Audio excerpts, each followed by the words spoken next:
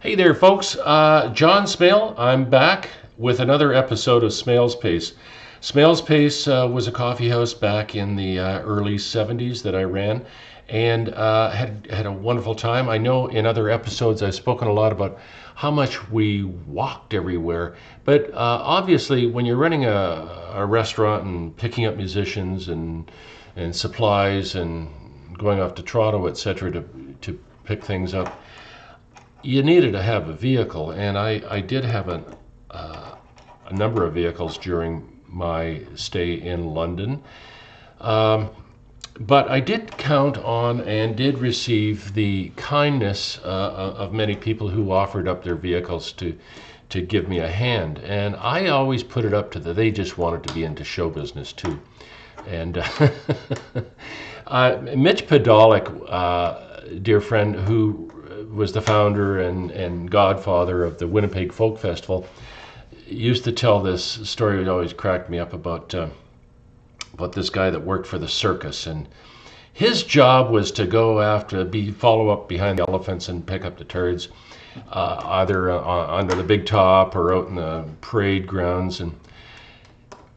And his brother said, Morty, Morty, what are you doing? Come join us. We got the family business. We could use your help, and you shouldn't be out here doing this, but picking up after elephants. I mean, that's terrible. And he says, what? Me? Give up show business? So I always thought that was really funny because there's a lot of parts about show business that are not too glamorous, and it's the day-to-day stuff that you got to get done so that the show can go on. And the day-to-day stuff was plenty of stuff to get done. But when I first came to London, and I was at Western, my roommates and classmates were all from southwestern Ontario mostly, and they came from places like Exeter and Belmont and Mount Bridges and Chatham and Wallaceburg and Aylmer, Tilsonburg. I don't know if I mentioned that. These were all unfamiliar places to me. I'd never been to them, of course. I knew a different geography in Northern Ontario. Uh, you know, places like Bruce Mines, Echo Bay, Deborah, Wawa, those kind of things. So when you arrive in a different place, it is quite different. Now, one of those friends that helped me a lot and helped people around Smalespace a lot was the inimitable J.P. Perkins. I don't even know what J.P.'s initials stand for. I imagine John Paul or something like that. But anyway, J.P. was terrific because he was so generous of spirit with his truck and vans, moving us around from apartment to apartment or picking up building materials, etc. And JP had a friend, Red, I believe his name was, that worked at the post office too, and he looked like a Viking, the big red hair and the big red beard, and gentle as a lamb, of course. And so those people really grateful for. Now, there's a bit of a lineup here. It looks like an ad for Auto Trader here, but those are a few vehicles that I was driving around in those days. And the first one there is that yellow one, was a Austin America, and it was a tin can on wheels, 4 wheels to be exact, and automatic, standard on the floor transmission. And it was pretty tinny. You close the door and ring, it would be like a tin can, but a nice car. The next one along was the People's Car. That's what we nicknamed it. It was basically my brother Bob's, but we all shared in it, and we went on many magical trips in that Volkswagen Bug. And in previous episodes, I told you about one of our trips to Sault Ste. Marie at Christmas, when the little gas heater in the thing just you could hold up a cigarette lighter and be warmer than the gas heater. And so we had fur blankets on ourselves, fur coats, etc. The next one over is a Ford Falcon. I haven't had that many Fords in my life, but that Ford was a good 6-cylinder car, pretty basic, standard. Again, all those cars were standards on the steering column. And once again, nothing too fancy, nothing too sexy. You wouldn't want to drive a sexy car. Oh God, no.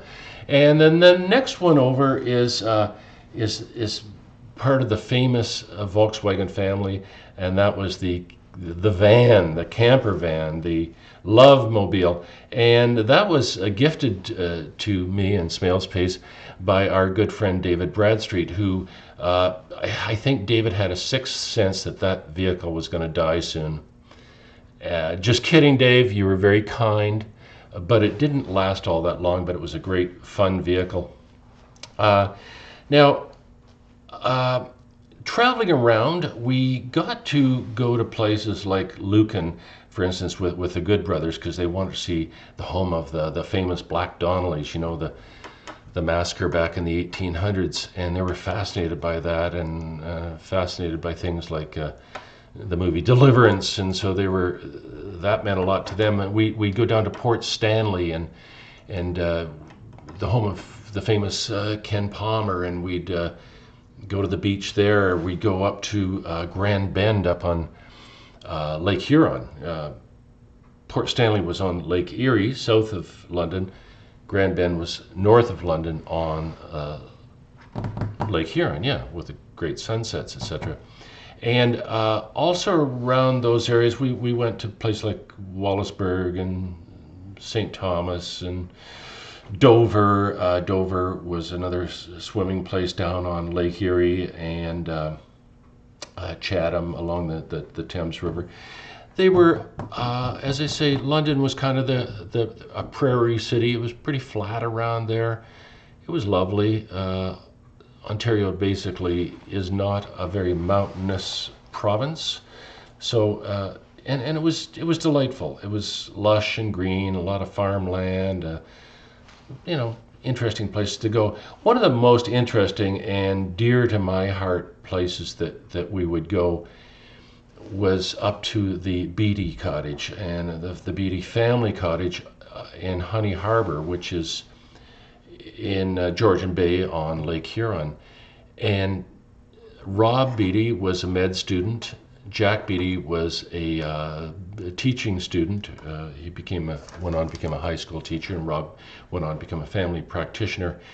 And together with their mother Edna and sister Anne, had this wonderful, wonderful cottage on an island, and they'd pick us up. We would arrive, whoever it was, whether it was Willie P. Bennett and me, or whether it was, the Bradstreets a lot, and we would arrive in Honey Harbor, pick up a bunch of booze at that little LCPO, and pick up a bunch of food, and we would get in Jack's boat and drive about, I swear, 5 to 10 miles across the water to get to their island. And big screen porch that we kind of spent a lot of time in, and each morning started with a swim about 200 feet out to this little island. And that was one of the rules. Before you got your first morning coffee, you had to go for that swim no matter how cold it was. And that was a rule that I enjoyed, really. And I love rules like that are fun and family oriented. Now, I hear my phone ringing somewhere, but it's going to be avoided because I don't know where the heck it is. Now, it's a scientific fact, folks, because I did read this on the internet, that back then the days were longer. And I don't know, they have these machines that measure time, and it's certifiably correct. I'm sure that the days were longer, the evenings were longer, the nights were longer, and it allowed us to get a lot of things done, as opposed to nowadays, where the time machine has changed. The comets and the universe has changed or something, because I just can't get enough done anymore, and I'm hoping that history might repeat itself and we might go back to those good old days. But that's my story for the day. It's all about my wheels in London and my little trips around London. Not when I say my, I mean our. I was never alone. I was always with some group of freewheeling friends, and we had a good time. That's my episode for today. Hope you enjoyed it. John Smales signing out. Bye bye.